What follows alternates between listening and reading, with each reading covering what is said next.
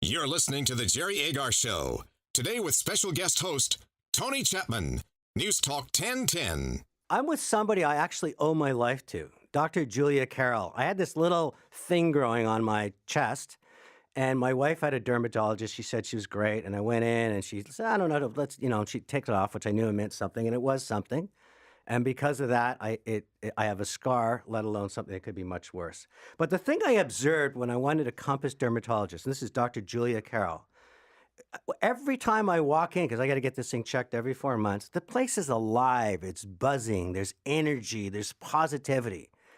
And, the people, the front desk and everything else. And all of it has to do with leadership. In leadership, so you're a doctor, you're a practitioner, you're going all over the world to learn the latest and greatest.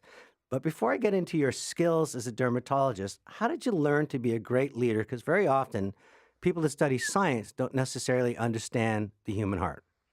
Well, that's an interesting question. I mean, I think I'm a people person and I get my energy from the people around me. So whether that's the staff we work with, mentors I've had, I think a lot of it is the patients, right? So you pick the patients pick you, and you get energy from the people that are around you, and probably a bit from my dad too. Well, that's great. So I'm with Dr. Julia Carroll, Compass Dermatology on Mount Pleasant. Now, the thing that I worked on the Dove brand for years, and I'm a father of 2 daughters, and one of the scariest pieces of research I ever read was that only 2% of women think they're beautiful, and the reason being, very often, is they chase false beauty stereotypes, the photoshopped images on covers, and they said that Dove found out this insight because of a dermatologist. 12-year-old girls would be skipping and happy, and I love life, and then they get a few pimples as they hit puberty. They'd go to see a dermatologist, and because they suddenly had pimples, they became shy, they became reserved, they became troubled. They didn't have the confidence they used to do. Do you see that, not just with children, but all through the patients, that so much of what how they see themselves in the mirror impacts who they are? Oh, for sure. So one of the things I say that as a dermatologist, whether we're doing medical or cosmetic, is that I'm a self-esteem doctor. So that's one of the things. People come to me and they're concerned about something on the outside. And you see it, you brought up acne, you see it with these, particularly girls, but teenagers, where they come in, their head is low, and I don't know what that's preventing them from doing. Is that preventing them from, because maybe they have acne on their back? Are they not trying out for the basketball team? Is that going to prevent them from getting a scholarship? Is that going to prevent them from, going on in their university career? So it's a small thing, you would think, but I think it has a big blossom effect. So we treat them, we get their skin looking better, and then 6 months later, they're walking out and they're standing tall and they're smiling and they have confidence, and that's a great feeling. So that is that one of the reasons, what made you go into, first of all, the medical profession, and then I'm going to do a few more years and become a specialist. Right. And then you kind of end up in the world of dermatology.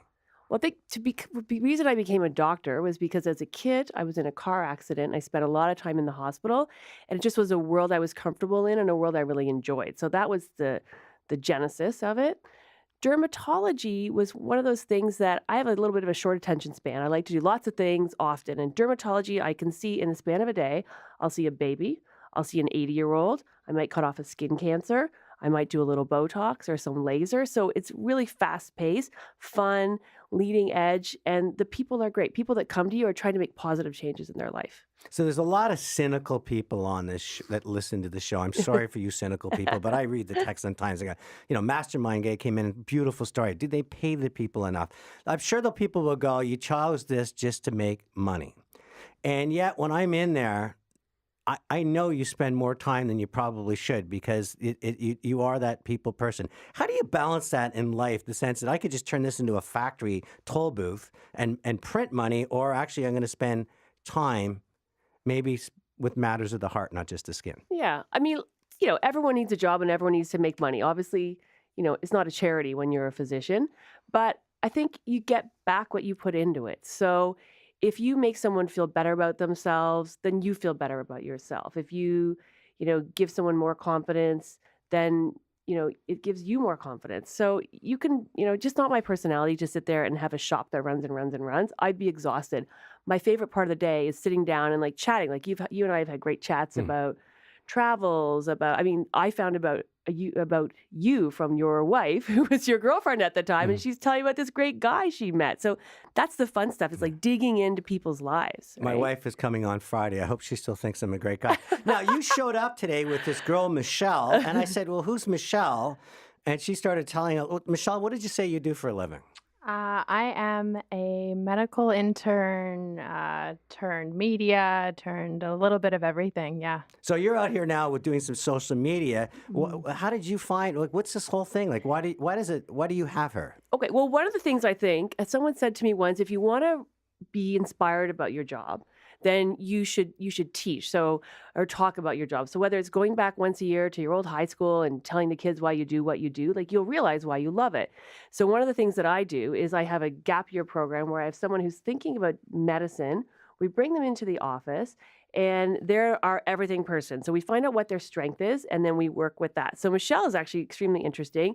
She's a snowboard instructor. She's a model, rugby player, Queen's grad. Oh, please. And I know, right? Please, leave my presence. My self-esteem is disappearing. But she gets me excited about what I do, because on the days when we're doing, like, lots of people are in, we're doing acne, we're doing warts, we're doing, she thinks that's the coolest day ever. She's in the room helping me out, and then I'm inspired because she's inspired. So just, Michelle, if you think warts is a cool thing, she zapped two off my elbow, and I felt like I'd been body checked for about a week. So I don't know. So talking to Dr. Julia Carroll, she owns Compass Dermatology on Mount Pleasant. There's no shameless plug because you can't get to see her. She's that popular. But one of the things when you and I have discussions, you're always going out around the world learning from other people. I mean, you're at the top of your game. You've got more patients you know what to deal with. Why are you still learning? Because you want to think about things in a different way. Like, you want to have those aha moments. So, for example, there's a guy whose name is Mauricio de Maio. He's a plastic surgeon from Brazil. And one of the things that he talked about was how you interact with people. Because we have patients that come in and they look at me and they've done their selfies and they show me in the mirror that this line bothers them.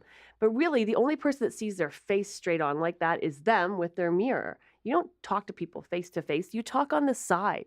So that was something that really was a game changer for me in how I, improved my patients' appearances and got them looking great without looking done, because we talk about the profile. So things like that just kind of change your whole paradigm. Dr. Julia Carroll, Compass Dermatology, thanks for joining me. I learned a lot. I learned about giving back. I learned about loving what you do and creating a climate of positivity. Thank you so much for coming in today. Thanks for having me.